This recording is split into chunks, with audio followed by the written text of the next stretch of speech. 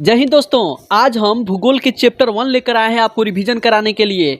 पहले से अगर आप पढ़े हैं तो बहुत मजा आने वाला है, और अगर आप पहला बार पढ़ रहे हैं तो तनी तनी मजा आएगा। आप कहिएगा भैया हमको पूरा मजा चाहिए, तो पूरा मजा भी मिलेगा। लेकिन अगर आप पहले से नहीं पढ़े तो थोड़ा थोड़ा आपको दिक्कत होगा। तो चलिए हम जल्दी ही शुरू करते हैं। तो शुरू किया जाए। अबे जल्दी बोल, कल सुबह पनवेल निकलना है। तो चलिए शुरू करते हैं। सबसे पहले तो भूगोल का परिभाषा ही दे दिया, तो आप कहिएगा भूगोल का परिभाषा तो बच्चा बच्चा को पता है कि भूगोल वह शास्त्र है जिसके अंतर्गत बाबू पृथ्वी के ऊपर जितना चीज है, चाहे पर्वत हो, चाहे पठार हो, चाहे मैदान हो, चाहे नदी हो, चाहे समुद्र हो, यानी जितना चीज है ना ओकर अध्ययन क्या कहलाता है? भूगोल कहलाता है। भूगोल किसे कहेंगे? तो पृथ्वी के ऊपर उपस्थित, चाहे वो पर्वत हो, चाहे वो पठार हो, चाहे वो समुद्र हो, इत्यादि कुछ भी हो, उन सब का अध्ययन क्या कहलाता है? भूगोल कहलाता है।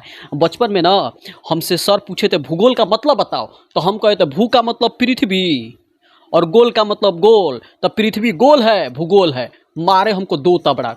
ठीक है, तो आप लोग ऐसा परिभाषा मत दीजिएगा। अच्छा ठीक है। अगला है संसाधन किसे कहते हैं?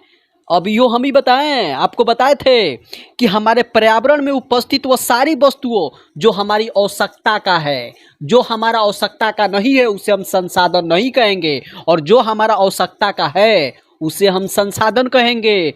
बताइए, पशु, पशु का मतलब हम ना गाय भैंस बकरी, क्या हमारी आवश्यकता का है? दूध देती है तो है।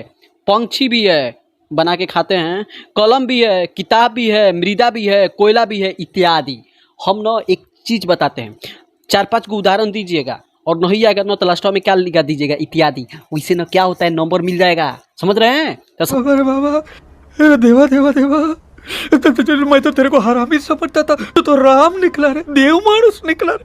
तो संसाधन किसे कहेंगे? तो पर्यावरण में उपस्थित जो हमारी यानी मानव की आवश्यकताओं की पूर्ति करता है उसे क्या कहते हैं? संसाधन कहते हैं। ओके, देखिए एक लाइन दिया है कि संसाधन होते नहीं है, बनते हैं। ठीक है जी, संसाधन को आदमी मेहनत करके बनाता है, और ये बात हम कहे थे। अबे साले, सॉरी, हम नहीं कहे थे, जिमरमैन कहे थे। किसने कहा था? जिमरमैन ने। क्या कहा था? कि संसाधन होते नहीं हैं, संसाधन बनते हैं।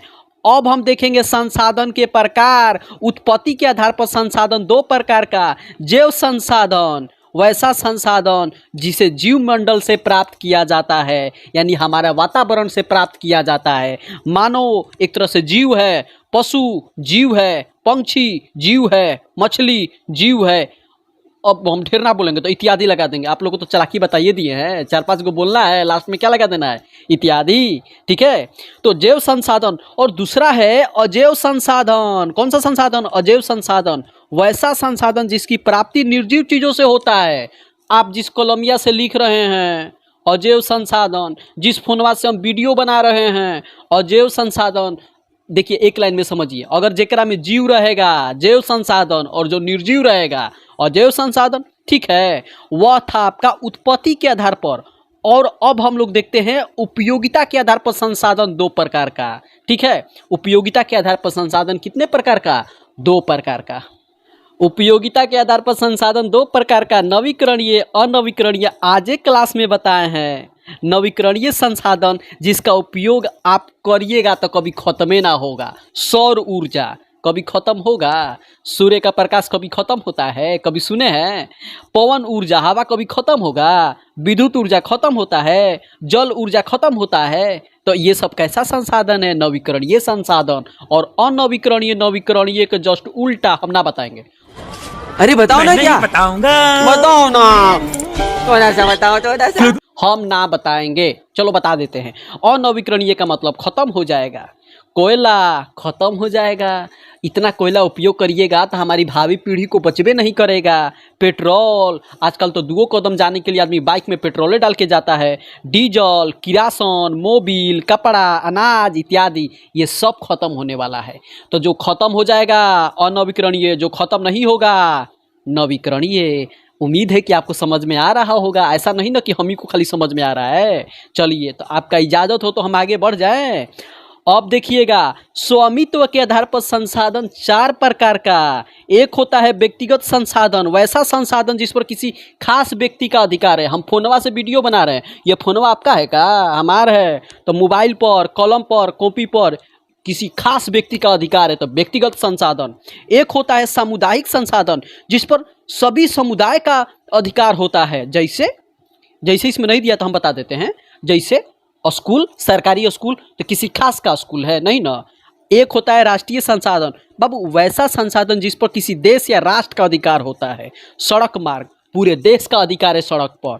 रेल मार्ग, पूरे देश का अधिकार है। वन, पूरा देश का अधिकार है। ठीक है, याद रखिएगा। और अपवर्जक आर्थिक क्षेत्र, ये आप हमें बताइएगा, समुद्र में कितना किलोमीटर की दूरी को हम बोलते हैं अपवर्जक आर्थिक क्षेत्र, हमें जरूर बताइएगा। ओके, अच्छा। अगला है अंतर्राष्ट्रीय संसाधन। अंतर्राष्ट्रीय संसाधन में किसी देश का अधिकार नहीं होता है, पूरा देश का अधिकार होता है। सागर ले लीजिए, महासागर ले लीजिए। वैसे तो चीन कहता है ना कि महासागर मेरा है, और चीन का महासागर है, वो छोटा सस्ता नाशा करता है, एक थप्पड़ लगेगा एकदम उड़ जाएगा छोटा सा। महासागर जो होता है अंतर्राष्ट्रीय है, यानी पूरी दुनिया का अधिकार है। ठीक है, चलिए अगला क्वेश्चन देखते हैं। संसाधन नियोजन किसे कहते हैं?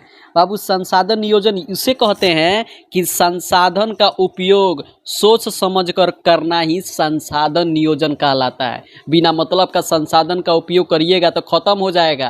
और जब मान लीजिए कोयला का उपयोग बिना मतलब का करिएगा ख़त्म हो जाएगा, पेट्रोल का उपयोग बिना मतलब का करिएगा ख़त्म हो जाएगा, पेट्रोल महंगा हो जाएगा। हमारी आने वाला पीढ़ी यानी हमारा लड़का सब जो आएगा, हमारा बबुआ सब जो आएगा, वो सब बोलेगा पेट्रोल कहाँ है, कोयला कहाँ है, हम उसको क्या जवाब देंगे? क्योंकि हम लोग तो राक्षस की तरह खा गए। तो संसाधन नियोजन किसे कहते हैं? संसाधन को योजना तरीका से समझ बूझ कर इस्तेमाल करना क्या कहलाता है? संसाधन नियोजन कहलाता है। उम्मीद है कि आपको आ गया होगा। संसाधनों का दुरुपयोग से बचाना ही इसे संसाधन संरक्षण भी बोल सकते हैं। संसाधन नियोजन को हम क्या बोल सकते हैं? संसाधन संरक्षण बोल सकते हैं। अच्छा, हमारे पास पेट भरने के लिए बहुत कुछ है, परंतु पेटी भरने के लिए कुछ नहीं है। यह कथन हमारा है, सॉरी, यह कथन महात्मा गांधी जी का है। गांधी जी ने कहा था पेट भरो यार, लेकिन पेटी मत भरो। हम लोग अतना ना पेटू आदमी हैं, पहले तो खाएंगे फ्री का सामान। जब शादी ब्याह में ना कोनो फ्री का खाना वाना मिलता है ना, तो पहले खाएंगे, फिर उसके बाद भर भर के घरे लेकर आएंगे। यही तो गलत बात है ना जी।